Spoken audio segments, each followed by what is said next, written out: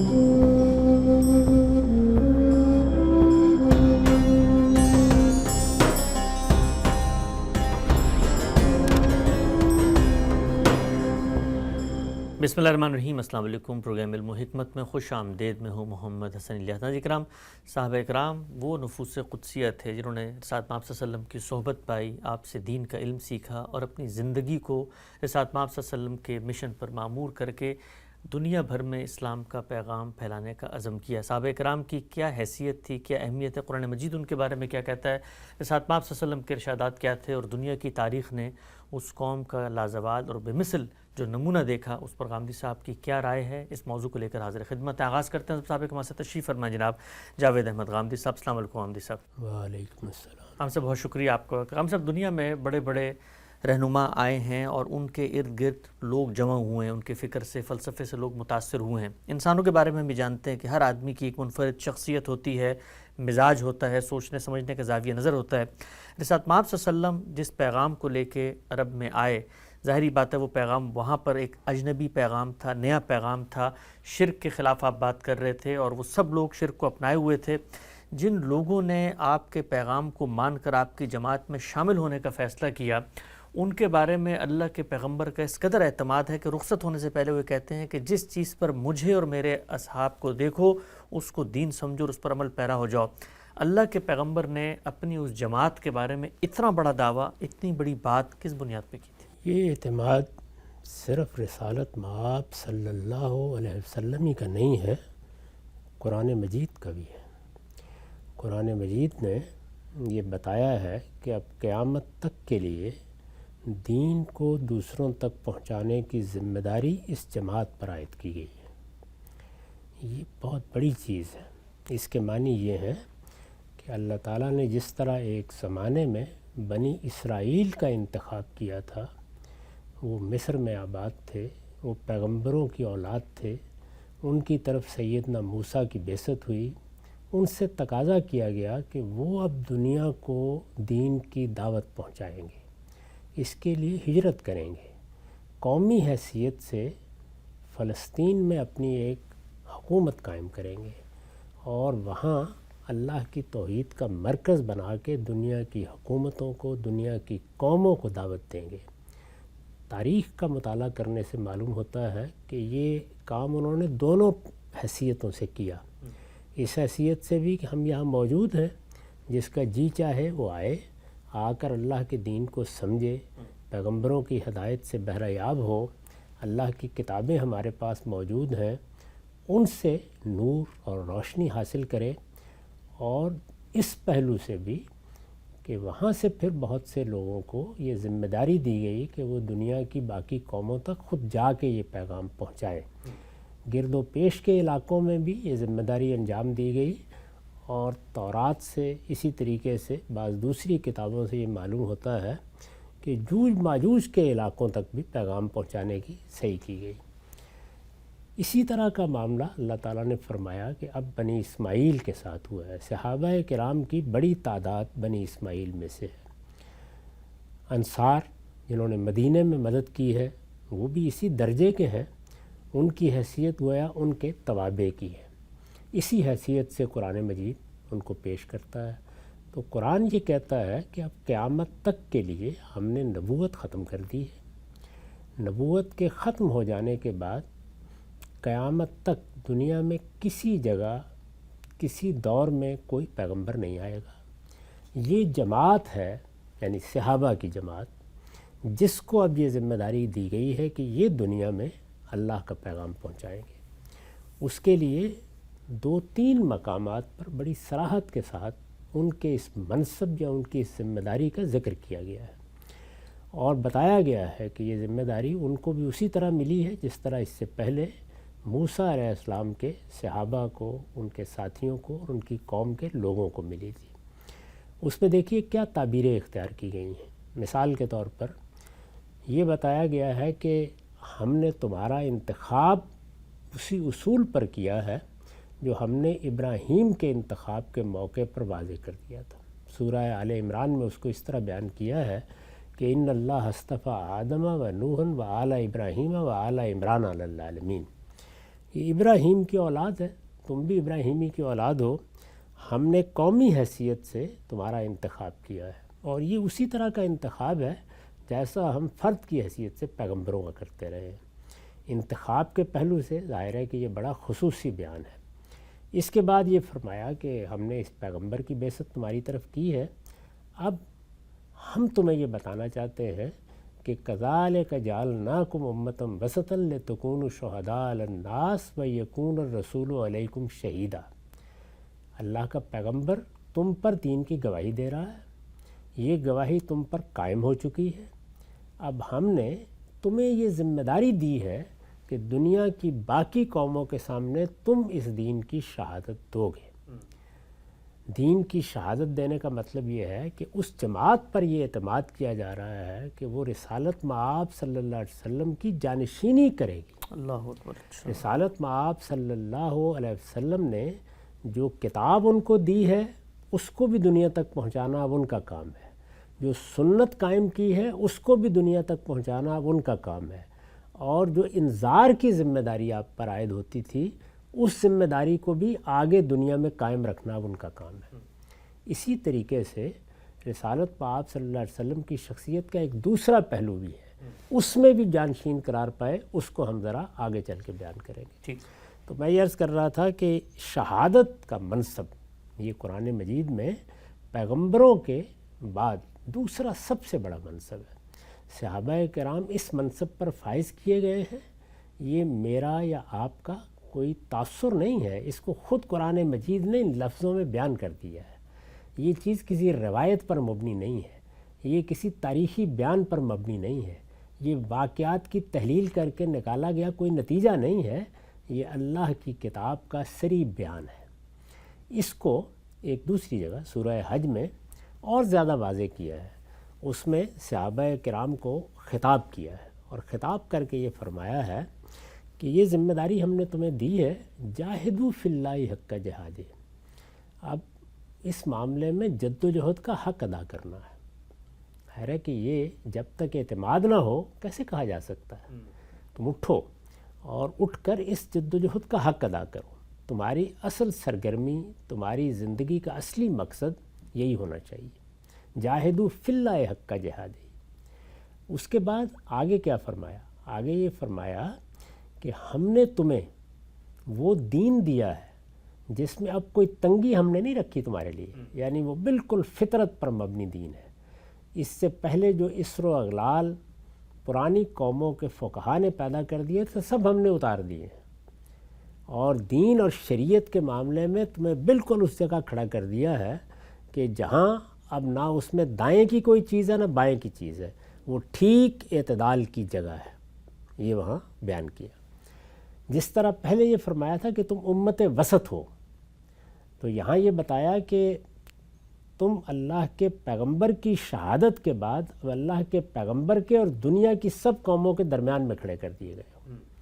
یعنی گویا یوں سمجھ لیجئے کہ جس طرح اللہ کے اور پیغمبر کے درمیان جبریل امین واسطہ ہیں، جی، اسی طرح رسول اللہ کے اور دنیا کی سب قوموں کے درمیان اب تم واسطہ ہو۔ اچھا۔ اور یہ بتایا گیا کہ یہ جو دین ہم نے تمہیں دیا ہے یہ ملت ابیکم ابراہیم ہے، یعنی تمہارے باپ ابراہیم کی روایت ہے، تمہارے باپ ابراہیم کا لایا ہوا دین ہے جس کی تجدید کر دی گئی ہے، جس کو بالکل درست سطح پہ قائم کر دیا گیا ہے، ملت حنیفیہ ہے جس کے علمبردار بن کر اب دنیا میں تم نکلو گے اور جا کر یہ پیغام پہنچاؤ گے۔ اور پھر اس کے آخر میں وہی بات دہرائی ہے کہ اللہ کے پیغمبر نے تم پر حجت تمام کی ہے، لتکونوا شہداء علی الناس ویکون الرسول علیکم شہیدا، یہ وہاں پر بھی واضح کیا۔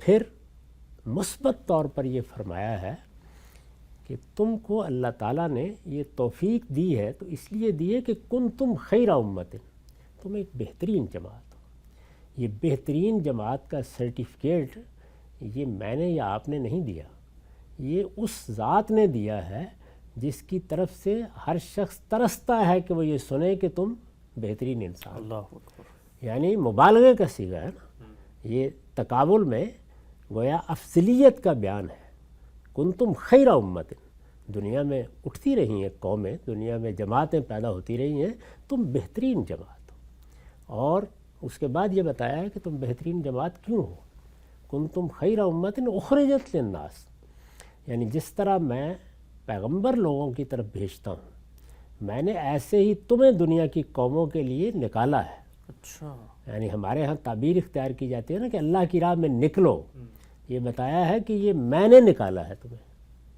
یعنی کسی نے مسجد میں بیٹھ کے 4 آدمیوں کا وفد نہیں بنایا، ذات باری کا وفد ہو تم، میرا پیغام لے کر اب تمہیں دنیا میں جانا ہے۔ اور یہ بتایا کہ یہ انتخاب میرٹ پر ہوا ہے، اس میرٹ کو بھی بیان کیا ہے، یعنی تم کون سا گروہ ہو، کیوں خیر امت قرار پا گئے ہو، کیوں یہ ذمہ داری تمہیں دی گئی ہے، تو اس کی وجہ بیان کی ہے کہ تم وہ ہو کہ جو معروف کی تلقین کرتے ہو اور جو برائی سے ایک دوسرے کو روکتے ہو، اور وَتُؤْمِنُونَ بِاللَّهِ، اور اللہ پر سچا ایمان رکھتے ہو۔ تو اللہ پر سچا ایمان، برائی سے خود بچنا اور دوسروں کو تلقین کرنا، بلائی کو خود اختیار کرنا اور دوسروں کو بتانا، اس کے بعد وہ کیا چیز باقی رہ جاتی ہے جو کسی جماعت کے اوصاف کے باب میں دینی لحاظ سے بیان کی جا سکتی ہے، اخلاقی لحاظ سے بیان کی جا سکتی ہے؟ یعنی اس سے آگے کیا اوصاف ہیں جو دنیا کی کسی جماعت کے بارے میں بھی میں یا آپ بیان کر سکتے ہیں؟ تو یہ فرمایا کہ اللہ کے پیغمبر کے اور دنیا کی سب قوموں کے درمیان تم وہ گروہ ہو جو اللہ کا انتخاب ہے، تم ملت ابراہیم کی تجدید کے لیے اٹھے ہو، یہ میرا پیغام اور میری دعوت ہے، تم اس کو لے کر جاؤ گے، دنیا کی سب قوموں تک پہنچاؤ گے۔ یہ ایک پہلو ہے، یعنی منصب کیا ہے، ذمہ داری کیا ہے، ان کے سپرد کیا چیز کی گئی ہے۔ جس طریقے سے رسالت مآب صلی اللہ علیہ وسلم کے سپرد اللہ تعالیٰ نے قرآن مجید کیا، سنت کی، رسالت مآب صلی اللہ علیہ وسلم کی طرف سے اللہ کے اذن پر اور اللہ کے حکم پر یہ دونوں چیزیں صحابہ کے سپرد کر دی گئی۔ سبحان اللہ۔ تو اس طریقے سے گویا نبوت کا لفظ نہیں استعمال کیا گیا، اس لیے کہ اس منصب کا تعلق ظاہر ہے کہ اللہ کے منتخب افراد سے ہے، لیکن ایک منتخب قوم کے لیے ایک دوسری تعبیر اختیار کی گئی ہے۔ لوگوں نے کبھی اس تعبیر پر غور نہیں کیا، یعنی نبیوں کے معاملے میں جس طرح سے نبوت ایک اصطلاح ہے، اسی طریقے سے صحابہ کے معاملے میں شہادت، اور اس سے پہلے بنی اسرائیل کے معاملے میں شہادت ایک اصطلاح ہے۔ اس کا مطلب یہ ہے کہ انہوں نے رسولوں کو دیکھ لیا ہے، انہوں نے رسولوں سے، اللہ کے نبیوں سے خدا کا دین وصول کر لیا ہے، یہ اس دین کے گواہ بن گئے ہیں۔ انہوں نے پیغمبر کو دیکھا ہے، پیغمبر کے ساتھ خدا کی معیت کے ظہور کو دیکھا ہے۔ جس طرح پیغمبروں کو بعض غیر معمولی مشاہدات کرائے جاتے ہیں کہ وہ پوری ذمہ داری کے ساتھ اور پورے اعتماد کے ساتھ صحیح بات کی گواہی دے سکیں، حق کی گواہی دے سکیں، انہوں نے بھی اسی طریقے سے ان سب چیزوں کا مشاہدہ کیا ہے۔ پیغمبر کو براہ راست دیکھا ہے، پیغمبر پر خدا کی عنایات دیکھی ہیں، پیغمبر کے ساتھ خدا کی نصرت دیکھی ہے، پیغمبر کے ساتھ خدا کی معیت کا ظہور دیکھا ہے، پیغمبر کو اپنی بات کہتے ہوئے اور پھر جو کچھ کہا اس سب کچھ کو پورا ہوتے ہوئے دیکھا ہے۔ اس وجہ سے اب یہ پوری دنیا کے لیے اس واقعے کے گواہ ہیں، اس حقیقت کے گواہ ہیں۔ تو پیغام بھی ان کے پاس ہے اور ان واقعات کی گواہی بھی ان کے پاس ہے۔ یہ اس گواہی کے ساتھ اب دنیا میں نکلیں گے اور یہ پیغام پہنچائیں گے۔ یہ ان کا ایک پہلو ہے۔ دوسرا پہلو یہ ہے کہ رسالت مآب صلی اللہ علیہ وسلم کے ذمے یہ کام لگایا گیا تھا کہ آپ صرف نبی نہیں ہیں، آپ رسول بھی ہیں، اور رسول کی حیثیت سے آپ کو خدا کی دینونت برپا کرنی ہے۔ دینونت یعنی جزا و سزا، وہ جزا و سزا جو قیامت میں سب انسانوں کے لیے برپا ہوگی، وہ ایک خاص علاقے میں آپ کے ذریعے سے اسی دنیا میں برپا کر دی جائے گی۔ وہ دینونت، وہ جزا و سزا ہے جس کی رسالت مآب نے آتے ہی خبر دی، قرآن مجید نے اس کا اعلان کیا اور یہ بتایا کہ ہر امت میں ہم رسول بھیجتے رہے ہیں، اور ہر رسول کے بارے میں ہمارا قانون یہ ہے کہ اذا جاء رسولہم قضی بینہم بالقسط وہم لا یظلمون، جب رسول آ جاتا ہے تو قوموں کا فیصلہ کیا جاتا ہے۔ رسالت مآب صلی اللہ علیہ وسلم کے بارے میں بتایا گیا کہ آپ اسی حیثیت سے بھیجے گئے ہیں، اور جب آپ اسی حیثیت سے بھیجے گئے ہیں تو جو دینونت آپ کے ذریعے سے برپا ہوگی، یہ قرآن نے بتایا کہ اس کی 2 ہی صورتیں ہو سکتی ہیں۔ یعنی ایک یہ کہ اللہ تعالیٰ نے جو دعوت دی ہے، جو پیغام پہنچایا ہے، لوگ اس کو قبول کر لیتے ہیں، اس کو اختیار کر لیتے ہیں. جیسے مثال کے طور پر بنی اسرائیل کو دعوت دی گئی اور سیدنا موسیٰ کی دعوت پوری قوم نے قبول کر لی. سیدنا یونس نے اپنی قوم کے سامنے دعوت پیش کی، بادشاہ سمیت پوری کی پوری قوم ایمان لے آئی. ایک نتیجہ یہ ہو سکتا ہے. دوسرا یہ ہے کہ اگر قوم ایمان نہیں لاتی تو اس میں سے کچھ لوگ مانیں گے اور کچھ لوگ منکر ہو کر کھڑے ہو جائیں گے. تو جس طریقے سے ایمان لانے والوں کے لیے اللہ کا وعدہ ہے کہ وہ دنیا کی بادشاہی ان کو دینے کا فیصلہ کر رہا ہے، یہ قرآن میں بیان ہوا ہے. اسی طریقے سے جو منکرین ہوں گے ان پر اللہ کا عذاب اسی دنیا میں آ جائے گا، اللہ کا عقاب نمودار ہوگا، ان کو دنیا ہی میں سزا دی جائے گی، اور اس طرح وہ دنیا والوں کے لیے اللہ کی جزا و سزا کے ظہور کا نمونہ بن جائے گی. تو یہ بتایا گیا کہ یہ بھی ایک کام ہے جو رسالت مآب صلی اللہ علیہ وسلم کو کرنا ہے. اب ظاہر ہے کہ اس کام میں اگر منکرین بڑی تعداد میں ہیں یا بہت سے لوگ ایمان نہیں لائے ہیں تو ان پر اللہ تعالیٰ کی سزا کا نفاذ ہونا ہے. اللہ تعالیٰ نے یہ بتایا کہ میں نے فیصلہ کیا ہے کہ چونکہ تم ایک بڑی تعداد میں ایمان لے آئے ہو، یعنی رسالت مآب کے صحابہ، اس وجہ سے یعذبہم اللہ بایدیکم، اب میں وہ سزا تمہارے ہاتھ سے دوں گا. تو اس کے معنی کیا ہے؟ اس کے معنی یہ ہے کہ ایک بہت بڑا امتحان ان کے لیے برپا ہو گیا ہے. یعنی جو مخاطبین ہیں یا منکرین ہیں وہ ان کے اعزاء ہیں، وہ ان کے اقربا ہیں، وہ ان کی قوم کے لوگ ہیں، وہ ان کے قبیلے کے لوگ ہیں، وہ ان کے اپنے ہیں، ان میں سے کوئی باپ ہے، کوئی بیٹا ہے، اس تعلق کے ساتھ ہیں. لیکن فرمایا کہ اللہ کا فیصلہ یہ ہے کہ تم اب پیغمبر کا ساتھ دو گے، اور پیغمبر کا ساتھ ہی نہیں دو گے بلکہ میرے اس حکم کو نافذ بھی کرو گے. تو ظاہر ہے کہ یہ بہت بڑی ذمہ داری ہے. وہ اس میں بھی 100% پورے اترے. یعنی کوئی آدمی اور 1000 باتیں کرے وہ یہ نہیں کہہ سکتا کہ پھر پورے نہیں اترے. انہوں نے رسالت مآب صلی اللہ علیہ وسلم کے ساتھ کھڑے ہو کر، جیسے قرآن بیان کرتا ہے، دعوت برپا کی. یعنی جو آپ نے ذمہ داری دی وہ مکے میں بھی انجام دی. اس میں ہجرت کا موقع پیدا ہو گیا، بڑے برے حالات ہوئے، صبر بھی کیا، اور حبشہ جیسے علاقوں کی طرف اپنا گھر بار چھوڑ کر نکلے بھی ان میں سے بعض لوگ. ان مراحل سے بھی وہ گزرے. اس کے بعد ان سے کہا گیا کہ آپ اس علاقے کو چھوڑ دیں اور آپ یثرب میں، جو ایک دور دراز بستی ہے، یہ آج کے زمانے میں آسان لگتا ہے، وہاں آپ منتقل ہو جائیں. نہ کوئی گھر، نہ کوئی پہلے سے تیار شدہ چیزیں، نہ کوئی اس زمانے میں اس طرح کے اسباب جیسے اب آپ کو میسر آ جاتے ہیں. آپ نے اپنا بستر اٹھایا اور آپ نکل کھڑے ہوئے. کچھ معلوم نہیں کیا ہوگا. چنانچہ معلوم ہے کہ کیا بندوبست کیا رسالت مآب نے. یعنی کیا وہاں پر کوئی گھر بنا دیے گئے تھے، کوئی کالونیاں آباد ہو گئی تھی، کوئی پیسے کی ریل پیل ہو گئی تھی. انصار کو یہ کہا گیا کہ ان میں سے ایک ایک کو بھائی بنا لو. تو جتنے کھپ سکتے تھے کھپ گئے. اس کے بعد مسجد کے ایک چبوترے پر وہ مہاجرین پڑے رہے، اور ان کی تعداد یہ بیان کیا جاتا ہے کہ مختلف وقتوں میں، یعنی اس میں یہ نہیں تھا کہ سب لوگ آئے ہیں تو ایک ہی جگہ رہیں. وہ جیسے جیسے اپنے لیے کوئی راستہ ہموار کرتے جاتے تھے، وہ ایک مہاجر کیمپ کے طریقے پر صفہ پہ ان کو بٹھا دیا گیا تھا. تو چلتے رہتے. تو بتایا جاتا ہے کوئی 400 کے قریب لوگ ہیں جو وقتاً فوقتاً وہاں گئے، اور جو ایک ہی وقت میں زیادہ سے زیادہ تعداد ہے وہ 60-70 تک پہنچتی ہے. یہ وہی ہیں جن کے بارے میں کہا گیا للفقراء الذین احصروا فی سبیل اللہ. اللہ تعالیٰ نے بتایا احصروا فی سبیل اللہ، خدا کی راہ میں یہ محصور ہو گئے، یعنی اس طرح وہ نکلے. یہ وہی ہیں جن کے بارے میں یہ کہا گیا کہ بأنہم ظلموا، ان کو نکال دیا گیا ان کے گھروں سے، اخرجوا من دیارہم. اور پھر اللہ تعالیٰ نے فرمایا کہ یہ لوگ ہیں کہ جو ان سارے مراحل سے گزرے، بدر و حنین سے گزرے، خیبر انہوں نے فتح کیا، رسالت مآب صلی اللہ علیہ وسلم کے ساتھ ہو کے مکے کی طرف مارچ کیا، جس میں گویا وہ قدسیوں کی جماعت قرار پائے. گویا جو پہلی کتابوں کی پیشین گوئی تھی اس کا مصداق بن کر سامنے آ گئے. اور خود قرآن مجید نے ان کا ذکر کس طریقے سے کیا؟ محمد الرسول اللہ والذین معہ اشداء علی الکفار رحماء بینہم.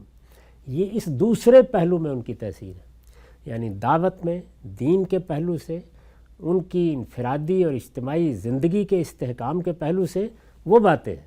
یعنی تم خیر امت ہو، وہ ان کی سیرت کا بیان ہے، ان کے کردار کا بیان ہے، بحثیت مجموعی وہ کیسی جماعت تھی اس کا بیان ہے، اور ان کی ذمہ داری شہادت کی ذمہ داری ہے. ان کا انتخاب بیان کیا ہے یہ دعوت ہے یا دین کو دوسروں تک پہنچانے کے پہلو سے ہے۔ یہ جو دوسرا پہلو ہے ظہور دینونت کا، عدالت کے ظہور کا پہلو، اس میں بھی اللہ تعالیٰ نے ان کو اعلیٰ اور جارحہ بنایا ہے، اور اس میں بھی وہ کس سطح کے ہوئے، یہ فرمایا کہ یہ وہ لوگ ہیں کہ ان کے مقابل میں جو منکرین ہیں ان کے لیے یہ گویا لوہے کا چنا ہے، یعنی ممکن نہیں ہے کہ وہ کسی پہلو سے بھی ان کو رام کر سکیں، اور آپس میں یہ ایک دوسرے کے لیے رحیم اور شفیق ہیں۔ اور یہ فرمایا کہ تراہم رکعن سجدا یبتغون فضلا من اللہ ورضوانا، تم ان کو دیکھتے ہو کہ ایک طرف یہ جد و جہد ہے، یہ ان کی صحیح ہے، نہ کھانے کے لیے کچھ، نہ پہننے کے لیے کچھ، مہاجرت کی زندگی، لیکن تم دیکھتے ہو کہ خدا کے فضل کی تلاش بھی کر رہے ہیں، اور ان کی پیشانیاں بھی خدا کے سامنے سجدہ ریز ہیں۔ ان کے ماتھے پر تم تراہم رکعن سجدا یبتغون فضلا من اللہ ورضوانا، اور پھر اس کے فرمایا اس کی نشانیاں تم ان کے ماتھے کے اوپر دیکھتے ہو۔ یہ وہ گروہ ہے جس کی مثالیں ہم نے انجیل میں دی ہیں، تورات میں دی ہیں، یعنی اندازہ کیجئے کہ یہ بتایا جا رہا ہے کہ یہ تو گروہ ہمارا وہ گروہ ہے کہ جس کے لیے یہ سب کچھ ہوتا رہا ہے، صرف محمد الرسول اللہ کا انتظار نہیں ہو رہا تھا، اس گروہ کا بھی انتظار ہو رہا ہے کہ یہ آ کر ہماری ان پیشین گوئیوں کا مصداق بنے۔ ان کا ذکر تم انجیل میں دیکھتے ہو اور تورات میں دیکھتے ہو، اور پھر فرمایا کہ یہ کس طریقے سے دو دو چار کر کے جمع ہوئے ہیں، یوجب الذرا لیغیظ بہم الکفار۔ تو یہ دوسرا پہلو ہے، اس میں بھی وہ بالکل آخری درجے میں جیسے خدا نے ان کا انتخاب کیا تھا اسی طرح پورے اترے۔ اور پھر رسالت مآب صلی اللہ علیہ وسلم کے زمانے میں جو کچھ انہوں نے کیا، جس کے نتیجے میں جزیرہ نما عرب میں یہ دینونت برپا ہوئی، رسول اللہ نے اپنی زندگی کے آخری حصے میں 4 سال دنیا سے رخصت ہونے سے پہلے گرد و پیش کی چند قوموں کو انتخاب کر کے اپنی دعوت ان تک وسیع کر دی، اور اس کے نتیجے میں ان پر یہ ذمہ داری بھی آ گئی کہ وہ اس دینونت کا اظہار اب وہاں بھی جا کے کرے، رسول اللہ کے بعد بھی ہو گئی، اور رسول اللہ کے بعد بھی کرے، چنانچہ یہ ذمہ داری بھی انہوں نے انجام دے دی۔ تو یہ دونوں پہلو تو وہ ہیں جو اللہ کے اس انتخاب کے نتیجے میں ہمارے سامنے آئے۔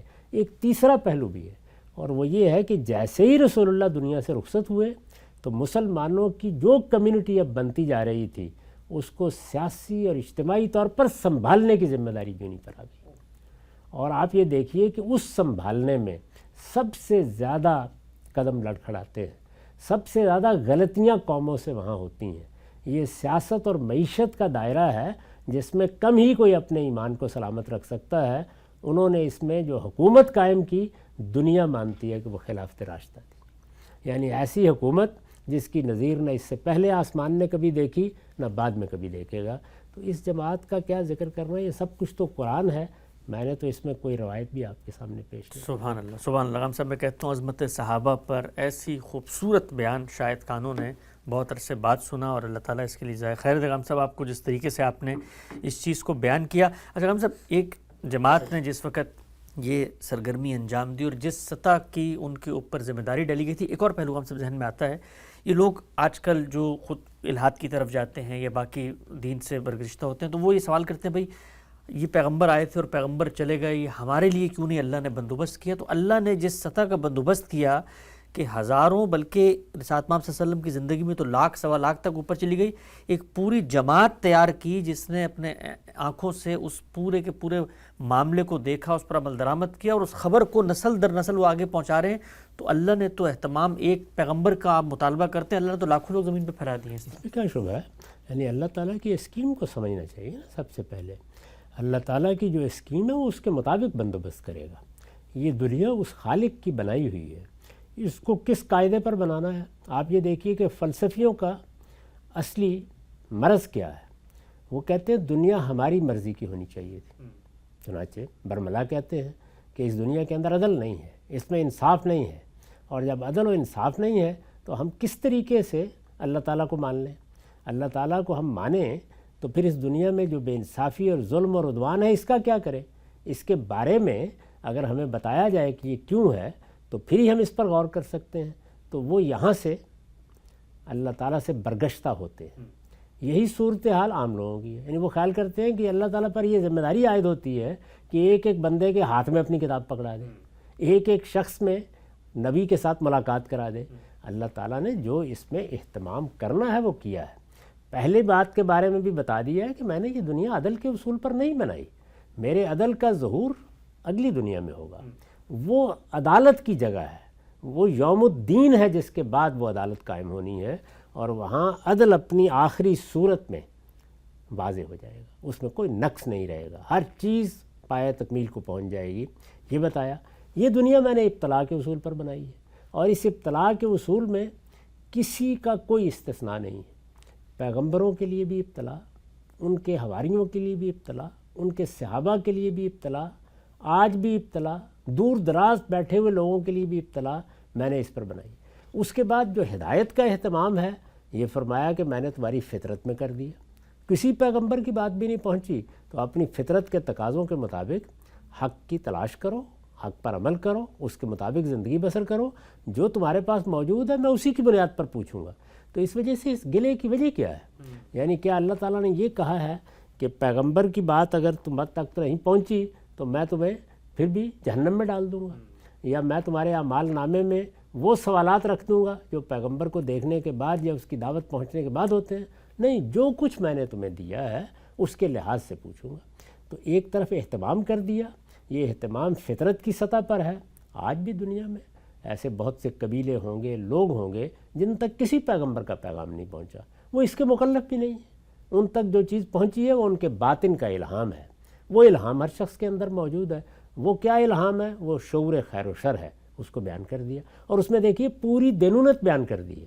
فرمایا وَنَفْسٍ وَمَا سَوَّاهَا فَأَلْهَمَهَا فُجُورَهَا وَتَقْوَاهَا، ہم نے تمہارے اندر جو چیز الہام کی ہے وہ خیر و شر کا شعور ہے، فجور و تقوی کا شعور ہے، بر و اسم کا شعور ہے، وہ ہم نے الہام کر دیا۔ اب تمہارے لیے ہمارے دین کا پیغام کیا ہے؟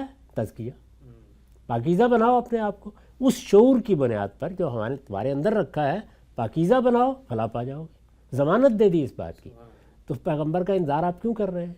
یعنی آپ کو تو یہ بتایا گیا ہے کہ آپ کے نفس کے اندر جو پیغمبر موجود ہے اس نے پیغام پہنچا دیا ہے، اور اس کی بنیاد پر یہ بھی بتا دیا ہے کہ کہاں جانا ہے، پاکیزگی اختیار کرو، اللہ تعالیٰ کے یہاں فلاح پا جاؤ گے۔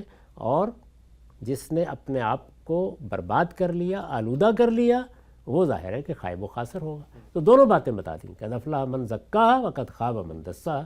تو اس وجہ سے یہ سوال ہی نہیں پیدا ہوتا اللہ تعالیٰ کی اسکیم کے بارے میں۔ اس کے بعد پیغمبروں نے ظاہر ہے کہ اسی دین کی، اسی فطرت کی، اسی الہام کی تفصیلات کی ہیں، بتایا ہے کہ کیا چیز ہے، تو وہ تفصیلات آپ تک پہنچ گئی ہیں، بہت اچھی بات ہے۔ اگر وہ آپ تک پہنچ گئی ہیں تو کسی پیغمبر کے ذریعے سے پہنچ گئی ہیں، آپ اسی کے جواب دیں۔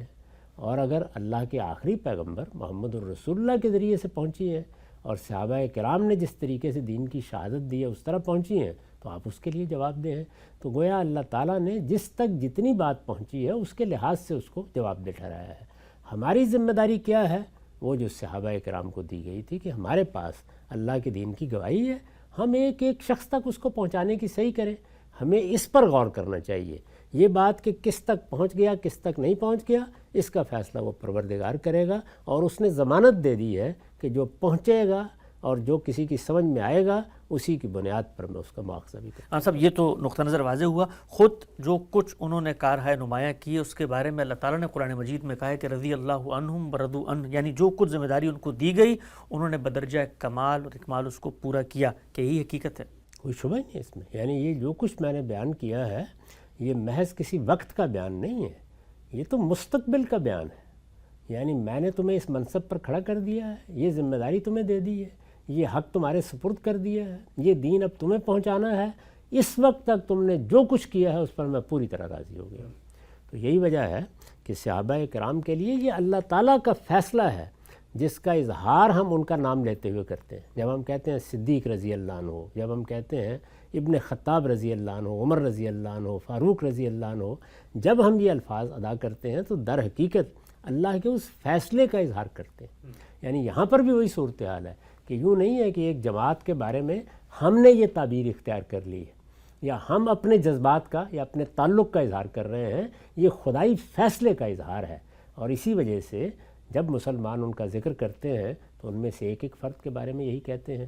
اور پھر جس طرح کہ آپ نے ابتدا میں فرمایا تھا کہ خود رسالت مآب صلی اللہ علیہ وسلم نے، یعنی یہ تو اللہ تعالیٰ کی تصدیق، تصویب، اللہ تعالیٰ کا بیان، ان کی ذمہ داری اللہ تعالیٰ کی طرف سے متعین ہو گئی، اس کے لازمی نتیجے کو حضور نے اس طرح بیان کیا کہ اب یہ دین میں نے دے دیا ہے، اس میں ہمیشہ ہمیشہ کے لیے جو تمہارے سامنے اسوہ ہے یا نمونہ ہے، جس کی طرف تم دیکھو گے، اس کو معیار کی طرح سامنے رکھو گے۔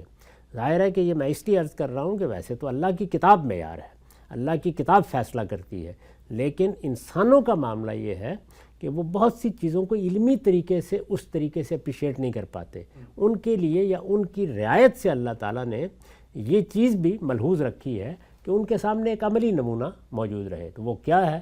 وہ رسالت مآب صلی اللہ علیہ وسلم اور آپ کے صحابہ۔ چنانچہ یہ فرمایا کہ جنت کی ضمانت ان لوگوں کے لیے ہے جو وہ راستہ اختیار کریں گے ما انا علیہ و اصحابی، جس پر میں ہوں اور جس پر میرے صحابہ ہیں۔ اجتماعی زندگی کے بارے میں بھی یہی بات کہی، اس میں بھی دیکھیے یہ فرمایا کہ یہ جو اجتماعی زندگی کے معاملات ہیں، یعنی ایک قوم ہے، اس قوم کے لوگوں کو آپ نے سیاسی لحاظ سے منظم کرنا ہے، ان کی ذمہ داریاں انہیں بتانی ہیں، ان کے ساتھ معاملات کرنے ہیں، یہ ایک بڑی مشکل چیز ہے۔